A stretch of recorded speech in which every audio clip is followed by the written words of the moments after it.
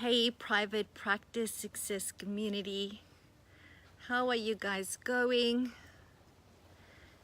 Good, Amala here, clinical psychologist and private practice success business coach and mentor, and I'm hiding here in my garden. This is my backyard. That's my husky's that's my husky's little plunge pool. Hey Melanie, how are you? I'm hiding in the garden because it's still school holidays and there's been some crazy stuff going on in the house between my two boys. They're arguing about something, so I'm letting my husband sort it out whilst I'm talking to you guys. I might be the psychologist, but he's much better at getting them to pay attention, right? Yes, what are you up to today, Melanie? Are you back at the practice? Busy into the new year? Let me know if you're hopping onto this live stream for the very first time, because it's always great to catch you guys live. Please say hi, say hello, let me know who you are. Oh, it's such a beautiful day out here. It is very hot, but it's just another magnificent Brisbane day. Really a day for the beach, I think. Though I'm not going to get to the beach today. Maybe I'll look at the weekend potentially. I was actually at the beach on Saturday, went to Stratty. So today I want to speak to you guys. I thought I definitely have to share this with you. So last night I took my parents, that's here from South Africa, as well as my mother-in-law that's here, as well as my 16-year-old daughter. We all went and watched Bohemian Rhapsody. There she is, quick. There she is, Mishka, using her, she drinks out of that plunge pool. It's not her official water bowl, but she drinks from it and she swims in there and cools off. Mishka, say hello, say hello. Yeah, she loves it. So I took them all to see Bohemian Rhapsody. I'm one of those people that I never go and watch a movie the moment they come out, because I don't like to stand in long queues. So it's been playing for a bit, and we went last night, and I've been hearing so many great reviews, right? Hey Emma, how are you?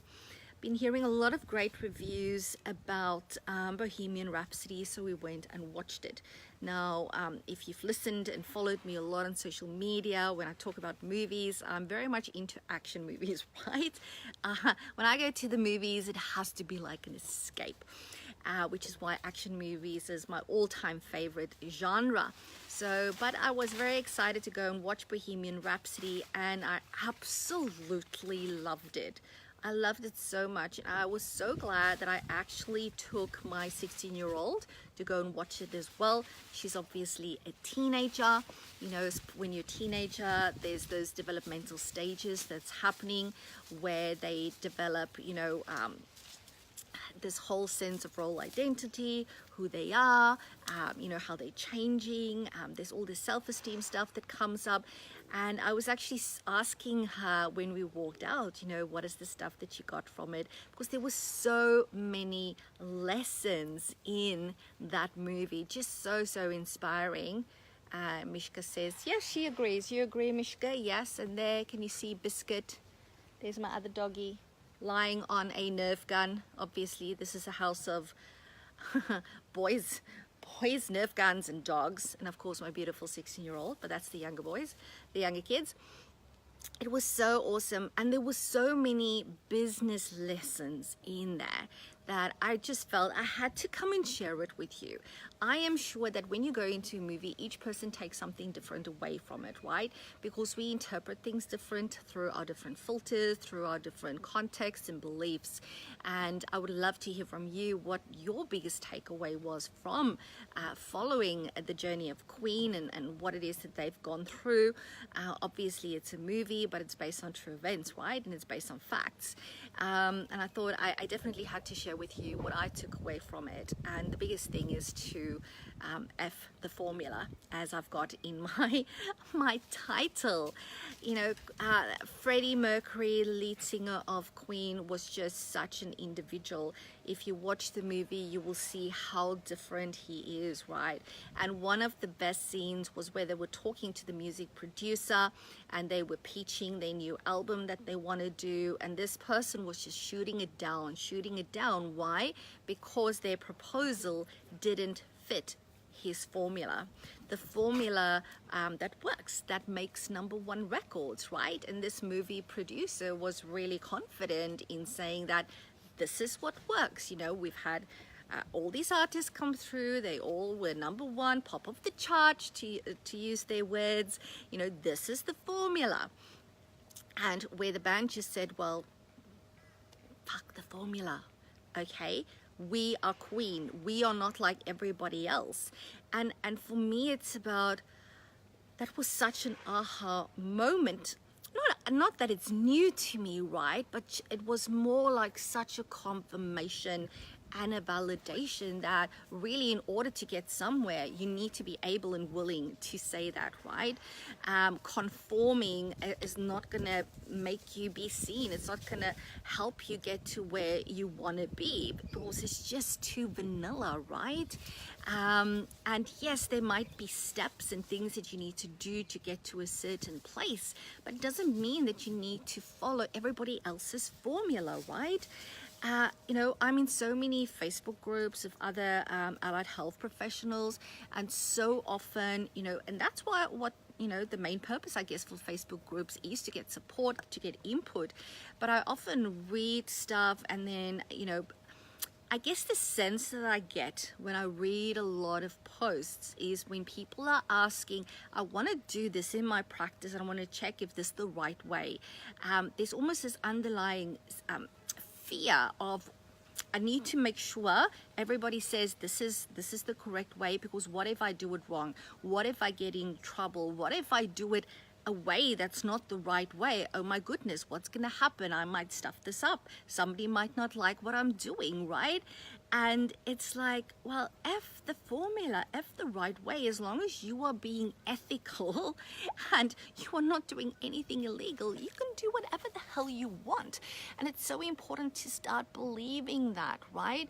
Yes, it's great to have Facebook groups to learn from other people what they've done, what they see worked, right? I can tell you, I can give you my whole operating manual and go, here's the recipe, you just need to follow it to the T. You'll have a 7-figure practice. You'll be able to have a practice that runs in your absence. Doesn't mean you're going to be 100% happy with it, right? Because it needs to align with your values. It needs to have you as part of it, right? There's still that essential ingredient. You might get to the end of it and go, okay, I've got a 7-figure practice, but it's not making me happy. So you can use a formula, but you still need to be true to who you are, right? What is it that you want? Should your ultimate private practice look like? How is that going to be different to mine, for example, to what I want? What do you want your practice to give you? This is what do I want from my practice, right? We want different things from our business, and that's okay too. So there's so many things that I'm going, oh, I need to remember to say all of these. So it's first and foremost being okay that if you are different, if you want to run a private practice that it's different, that's okay, right?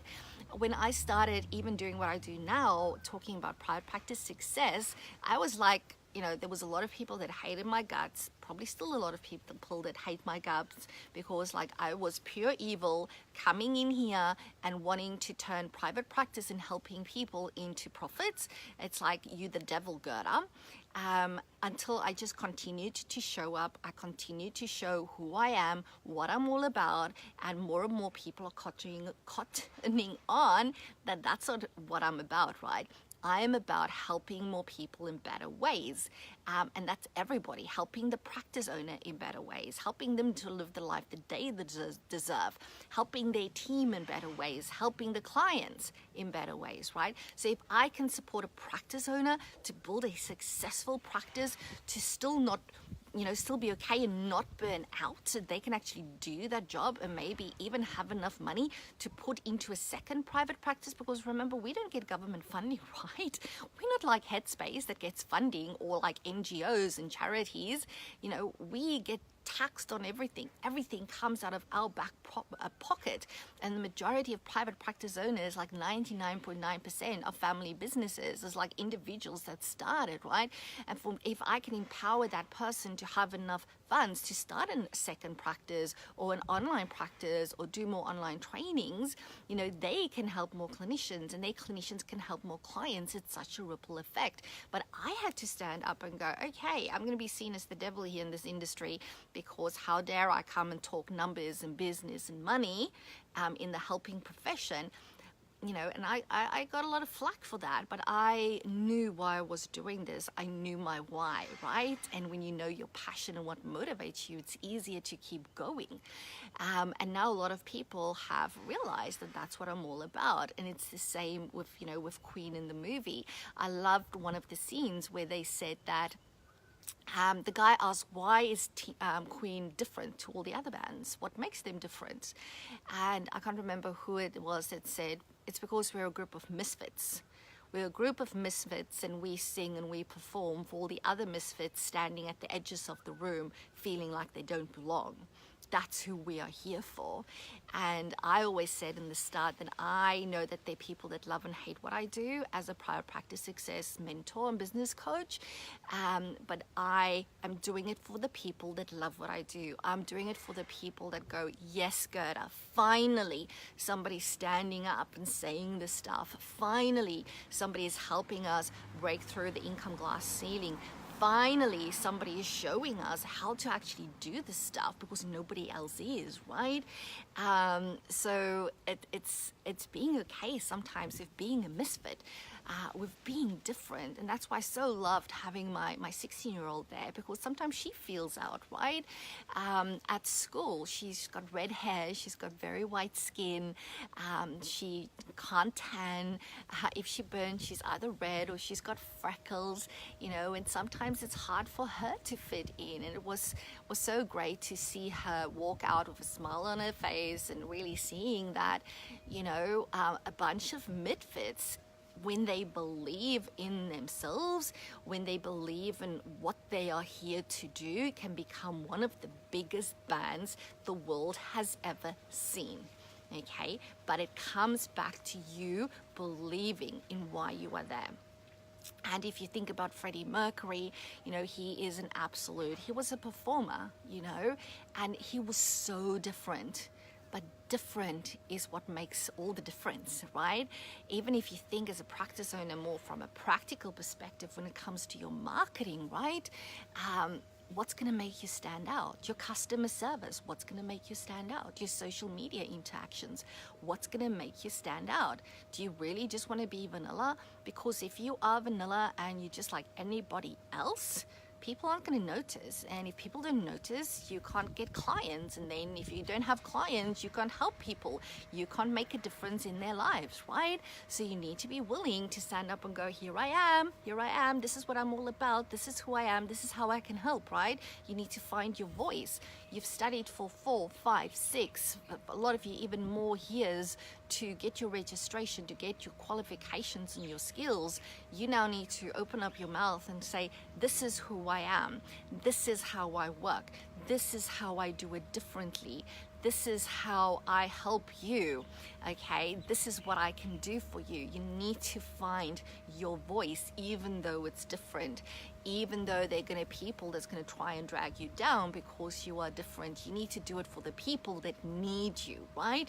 That's the people that you are doing it for, because nobody's ever, it's not that everybody's going to love everybody, right? There's always going to be people that hate your guts. There's people that hate my guts, even though I've never done anything to them. And there might be people whose guts I hate for some other reason, right? That's human. We can be human, but still do our own thing. And I guess another important lesson was about staying in your lane, right?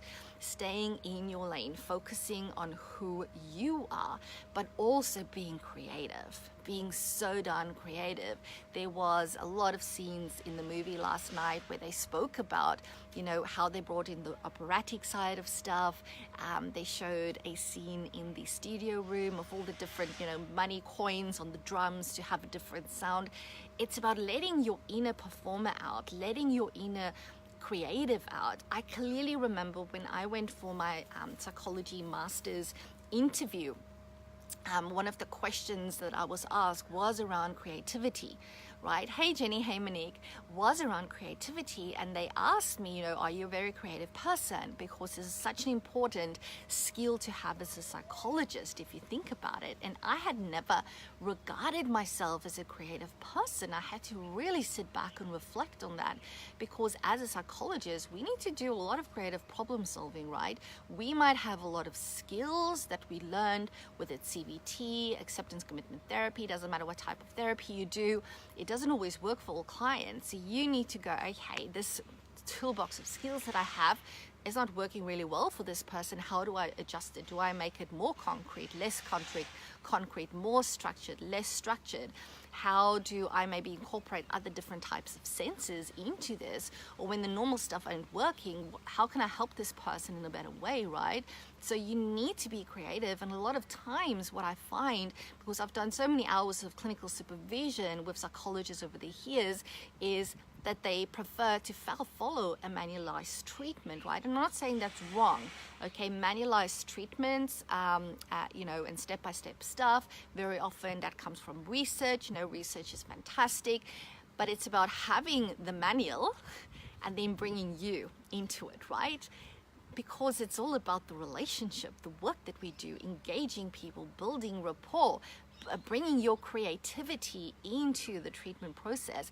And we want to do exactly the same thing when it comes to the business side of things, you know, and you have to give yourself that permission to be a bit of a performer, right? To be creative and not go, ooh, what are people going to think if I do that in my marketing? What are people going to think if, you know, my marketing is bright neon pink or green or blue or black for that matter? You know, what are people going to think? Well, you want people to think, you want people to notice, you know, and who cares what they think really at the end of the day? What matters is what you think, and if it's aligned to you and you can market your message and your brand and how you can help with passion because you are convinced what it is that you are here to do on this earth, people will love it.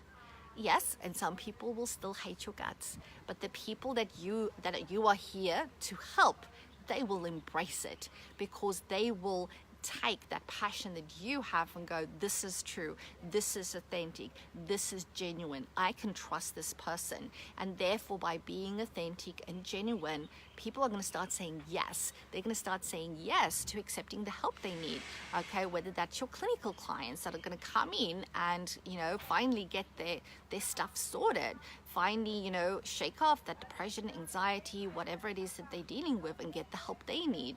It might be getting the right team on board, whether it's admin team or clinical team, right?